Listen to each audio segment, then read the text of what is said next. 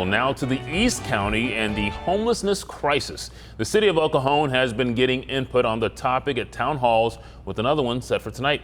A big part of the issue is the use of county motel vouchers in the city. My co-anchor Kimberly Hunt is live in El Cajon with the concerns. Hi, Kim. Wale, people in El Cajon are fired up over this issue. This parking lot here at Wells Park Recreation Center is full to capacity right now. In fact, there are cars lined up on the sidewalk. Many of the people were here a couple of hours early for the third in a series of 4 town halls.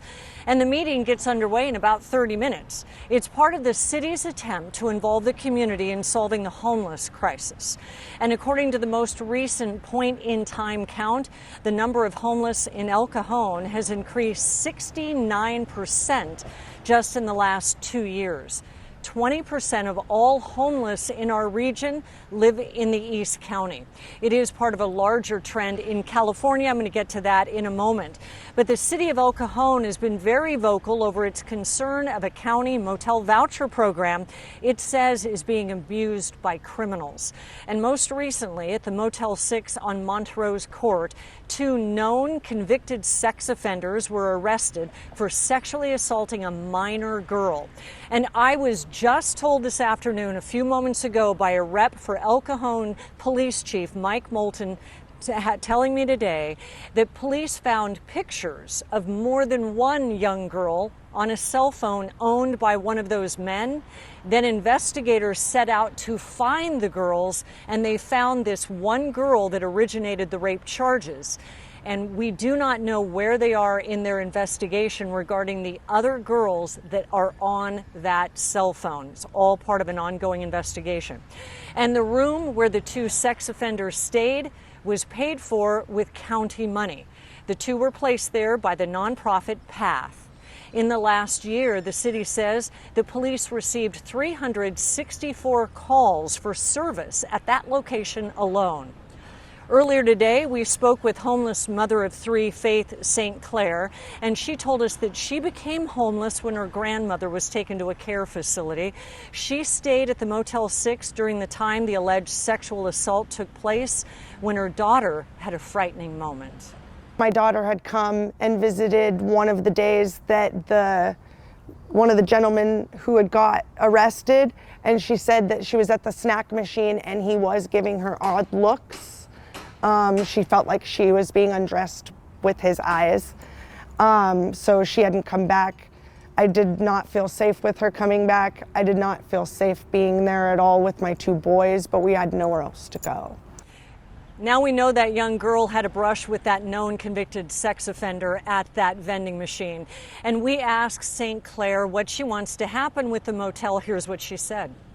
If you asked me what I would want out of the whole situation, I feel like we could revamp the Motel 6 to be a motel for moms and get some people in there who assess people properly and get them the proper help they need and keep homeless moms and their kids off the streets and keep them safe. And the homeless crisis is impacting every city in California. Last December, the U.S. Department of Housing and Urban Development released its annual homelessness assessment report to Congress. It said in 2022, 30% of the country's homeless population are right here in California. Even more, 50% of the country's unsheltered homeless, those living on the streets, are here in the Golden State. Since 2007, the homeless population has increased by more than 24%, and that's more than any other state in the country. Just a few moments ago, I spoke with El Cajon Mayor Bill Wells, who has been very outspoken on this issue of the voucher program, he says, because of crime. And he says he is looking for more accountability in the process of the motel voucher program from the county and also from the motels themselves. We can't stop people from using the hotels as voucher programs. What we can do is demand higher standards from the hotels themselves and from the people that are placing there. We can demand that they let us know who they're sending. If somebody's a sex offender, we should know about that. If they're a serious criminal, we should know about that. If people are misbehaving and there's too many police calls, then there should be a penalty for that. So we've got to get the operators more involved so they have some skin in the game and they take it seriously. The city says for now, the Motel 6 must hire 24-hour security, take down a fence that blocks a potential fire lane, and clean up the trash ahead of a hearing in the coming months.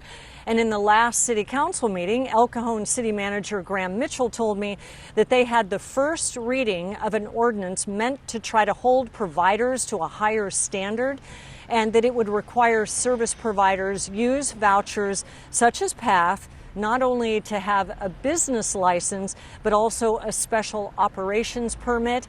Mitchell says for an organization such as PATH, it would be about $60 a year and then $6 per employee in the city of El Cajon.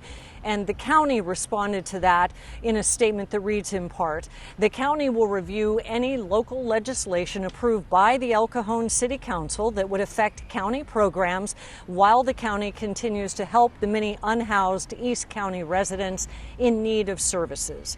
El Cajon's attempt to impose a special tax on public social service providers and domestic violence programs is unprecedented and legally questionable.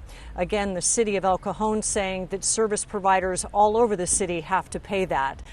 This all begins here at 6:30, less than 30 minutes. It is the third of four, with the final happening on May 4th at the Bostonia Recreation Center right here in El Cajon. The city says it will create a formal report after that final meeting, and we'll have complete coverage of all of that coming up tonight on 10 News at 11 o'clock. But it does it for us right here as we get ready for that meeting to begin. Wale? Looking forward to seeing the turnout tonight and May 4th. I know a lot of people have opinions on this. Kimberly, thank you so much.